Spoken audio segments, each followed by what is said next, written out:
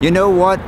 The Sunung. Sunung is the college application entrance test that seniors in high school have to take in order to get into college, to pretty much do anything worthwhile in life, financially, economically, academically. For most students, the rest of their lives is pretty much riding on the score of this one test. It determines which universities they're eligible to apply for and which departments within the universities they're allowed to sign up for and take. So in my opinion, high school kids have a ridiculous amount of pressure on them, and I'm not surprised that so many of them are so stressed out. They literally spend the entire senior year and even before then studying for this one test. The test has various sections. I don't know all of them. I know there's a math part and I know that there's an English part. And I know that some of the questions that have historically shown up on the test have been completely ridiculous and not a true measure of English. Let me read to you what was considered the hardest question on the most recent 2013 Sunung test. Mathematics will attract those it can attract, but it will do nothing to overcome resistance to science. Science is universal in principle, but in practice it speaks to very few. Mathematics may be considered a communication skill of the highest type, frictionless so to speak, and at the opposite pole from mathematics, the fruits of science show the practical benefits of science without the use of words, but those fruits are ambivalent. Science as science does not speak. Ideally, all scientific concepts are mathematical when scientists communicate with one another, and when science displays its products to non-scientists, it need not, and indeed is not able to, resort to salesmanship. When science speaks to others, it is no longer science, and the scientist becomes or has to hire a publicist who dilutes the exactness of mathematics. In doing so, the scientist reverses his drive toward mathematical exactness in favor of rhetorical vagueness and metaphor.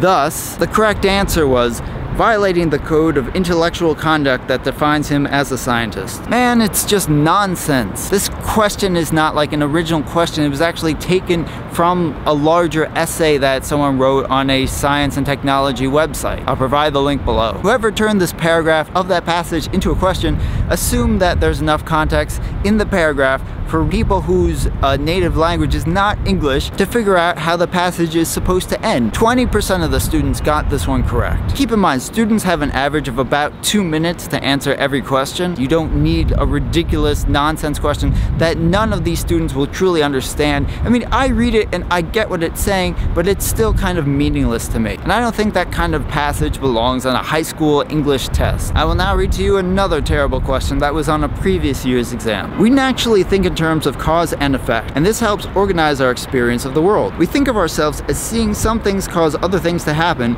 but in terms of our raw sense experience, we just see certain things happen before other things, and remember having seen such before and after sequences at earlier times. For example, a rock hits a window, and then the window breaks. We don't see a third thing called causation, but we believe it has happened. The rock hitting the window caused it to break, but this is not experience like the flight of the rock or the shattering of the glass. Experience does not seem to force the concept of causation on us. We just use it to interpret what we experience. Cause and effect are categories that could never be read out of our experience and must therefore be. The correct answer was brought to that experience by our prior mental disposition to attribute such a connection. So on an English test, this passage is saying this word that you think you know what it means, it doesn't mean what you think it means. It only means whatever it means in a certain context. Come on. Again, this isn't an original question. It was taken from a larger context, which I will include a link to below. Now, the third and last example question I have, there are so many links to people asking about the question that I can't find the original source. So far as you are wholly concentrated on bringing about a certain result, clearly the quicker and easier it is brought about, the better. Your resolve to secure a sufficiency of food for yourself and your family will induce you to spend weary days in tilling the ground and tending livestock. But if nature provided food and meat in abundance ready for the table, you would thank nature for sparing you much labor and consider yourself so much the better off. An executed purpose, in short, is a transaction in which the time and energy spent on the execution are balanced against the resulting assets. And the ideal case is one in which, here's the blank, and then it finishes,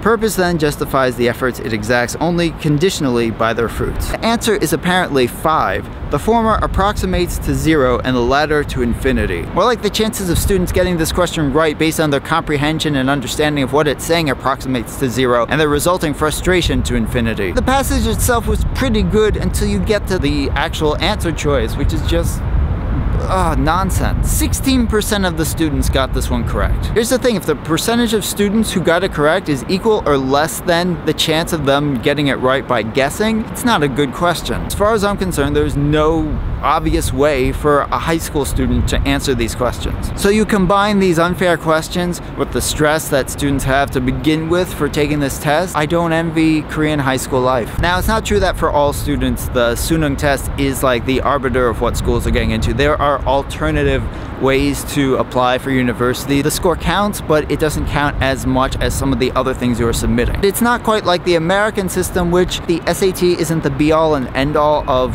your application material. So looking at other things about you, like the clubs you participated in, the volunteer activities, and by that measure they seem to be trying to assess where you would fit in at their university. You also have to write a personalized essay, which also shows them who you are and what you intend to do. A university might let in a student who doesn't have grades as high as the other applicants, but who wants to go into a specific field where the grades are good enough and there aren't as many applicants for that field. But in Korea, it's kind of the other way around. You apply and then they're like, well, your grades are good enough to get into these departments. Now you can choose. You get into a university and then a job will hire you pretty much based on that university. Yes, your grades have to be good enough, but they go by university name more than anything else. Yeah, this test pretty much determines the rest of people's lives in Korea, and I don't think that's fair.